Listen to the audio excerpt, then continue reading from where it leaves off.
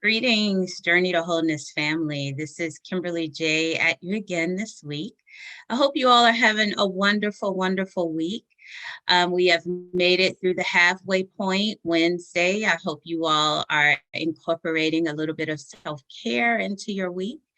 If you're in the Chicagoland area, man, it's just been hard, to just get up and get going and get started with the lack of sunshine and with the snow and everything just seems a little bit dreary and energy seems to be a little bit low. And so that's what I want to talk to you all about this week is, in the midst of this being winter season and we have a lot of uh, very, very short days, and those days are really dark, right? So we have all of these short, dark days, which lends to longer dark nights. So we're not getting a lot of sunshine. We're stuck indoors. So it's like we're double stuck indoors, double is. So we're stuck indoors because of pandemic, stuck indoors because of winter. And even if you're not in the Chicagoland area, this is just has been a really trying time to find what I want to talk about today, and that's joy. That's joy. And so it's really important in the midst of this pandemic, in the midst of this economic downturn, in the midst of everything that we're experiencing personally, that we reclaim and we find some space for joy. That is so very, very important. And I'm sure a lot of people are asking it, and not only is it important, it's critical. It's critical to our overall health and well-being. I think the one thing that we take for granted is our mental and our emotional health, which is intimately tied with your physical health. So if you physically want to feel good and stay balanced and not deal with any health issues and imbalances, you have to be a good steward also of your mental and your emotional health. And that's where finding joy, reclaiming joy, being joy, really embodying it, that's when it comes into place. And it's something that you just can't take for granted. It's something that is just not going to happen, unless you're intentional about finding joy, finding laughter, finding the things that innately make you feel good about living. And as I said before, I realized, it's difficult, especially because a lot of us tie our joy to external forces and factors. We tie our joy to being able to go out. We tie our joy to being able to socialize, external, external, external. And so now this time, this period, it's really challenging us to be able to create joy and affirm joy for ourselves. And so I know a lot of you is like, well, how do I do that? How do I do that? You lean into your source of creativity. And that could be within the arts. It could be dancing. Maybe every morning you get up and you do a morning dance, or before you go to bed at night, you do a night dance. Music. Music is an incredible way to bring joy into your space and into your life.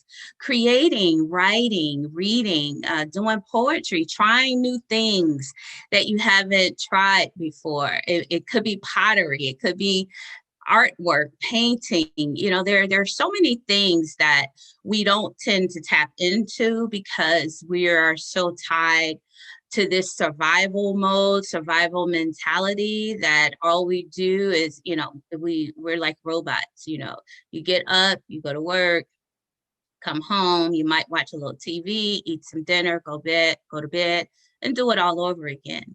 And so there's not a lot of space that you intentionally create to find and be in a place of joy. And then on the weekends, a lot of people just tap out. You're so exhausted from working all week, or you're running errands and trying to take care of things, that you're still not intentional about really reclaiming and creating joy in your life. And so, cooking, trying new dishes. I'm just trying to think of all of the creative things that we could do without having to go outside. Once again, for the people in colder areas where you just don't like being outdoors when it's cold. And even then, I would still challenge you, on a sunny day, as long as it's not like super cold or super freezing, to maybe take a walk around the block, to get some fresh air. But it's just important that we're intentional about bringing joy within ourselves, or bringing joy to ourselves, and not having it dependent or being codependent on somebody, some experience, some person, something to bring it to us or to give it to us. So I want to share with you, I put together kind of because I know a lot of people are saying, well, how do I do that? How do I bring joy into my life? And so I put together kind of a quick list of 5 things that you can do to reclaim your joy. The first thing is to embody the energy of worthiness. So sometimes we get so stuck in our day-to-day routines, our day-to-day traumas and dramas, that we don't even find ourselves worthy of experiencing joy. And so I would invite a lot of you to sit with that, sit with your idea or your expression of joy, and how that's tied to worthiness. Okay. Do you feel deserving of joy? Do you feel worthy of joy? And if so, why aren't you creating it? Why aren't you embodying it? Why aren't you living in that space or in that place? So it may take a little bit of self-reflection to really assess your worthiness. Sometimes, we're so inundated with life and with so many other things that are not very joyous, that we feel like, well, I don't have space for joy. Who cares about joy? And that goes directly to feeling worthy of experiencing joy. So that's the first thing. Embody the energy of worthiness. The second one is being intentional. Joy is not going to walk up to you and knock on your door and just say, hey, come on, let's kick it. Let's be joy. Let's be in joy. You have to be really intentional about it, and being intentional about it is setting your intentions daily, to experience or to invite some type of joy into your life, some type of magic, some type of mystery, some type of self-exploration, So when you're intentional about inviting joy and having joyous experiences, then it will come, because you'll create it and you'll be intentional about creating it. The third thing is to create space in your life to receive it. So a lot of us can set intentions, and we could say, I am worthy of joy, and we can do all of these things and still not experience it, because we're not creating the space to experience it. We're leaning into staying busy. We're leaning into self-medicating. Some of us are leaning into numbness, just vegging out and not being able to really feel joy. And so it's so very important that we create the space, intentionally create the space, and then allow ourselves to feel it, to receive it, which requires us decoupling from distractions.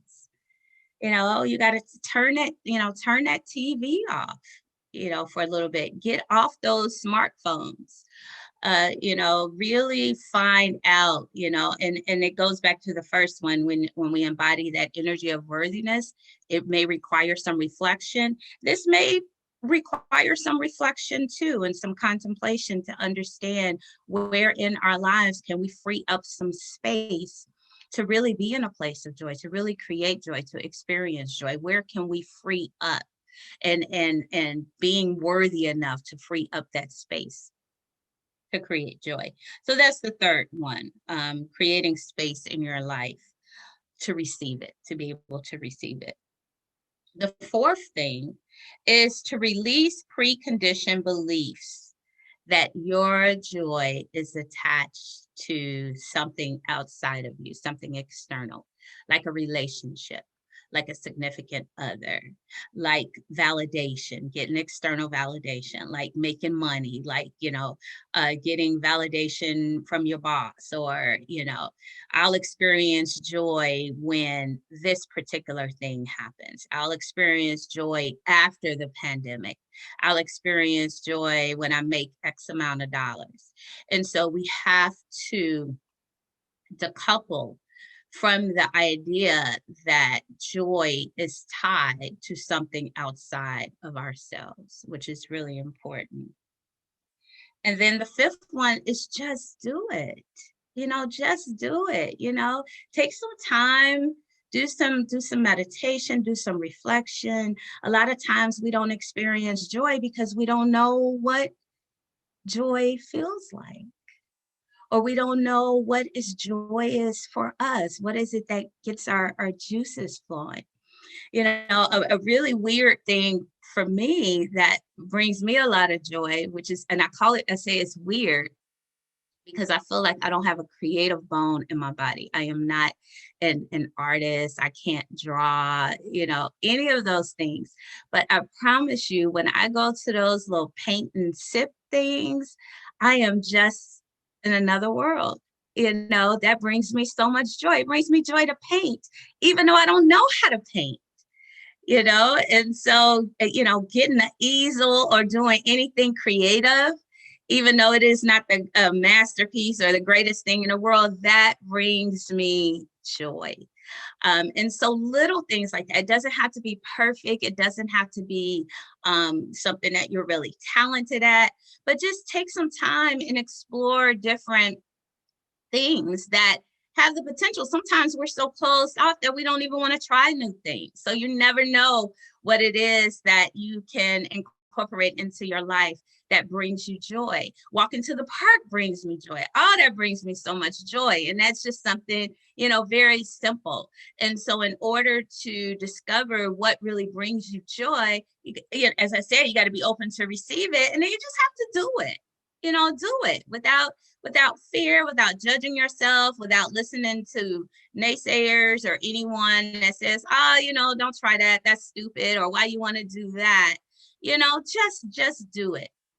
And so those are the 5 things that you can begin to do to incorporate more joy into your life. I will type these out and attach it to the post so you'll have it and you can review it as you're watching the video or after the video. If you want to like and share, please do. If you have any comments, I would love to hear from you. If you are in a place where you are incorporating joy into your life, then please feel free to share with the group. We would all love to hear about ways that we can be in a place of joy, or really invite joy into our lives in the midst of everything that's going on right now. So I love you all. I hope you all have a wonderful rest of your week, and I will talk to you soon. Thank you.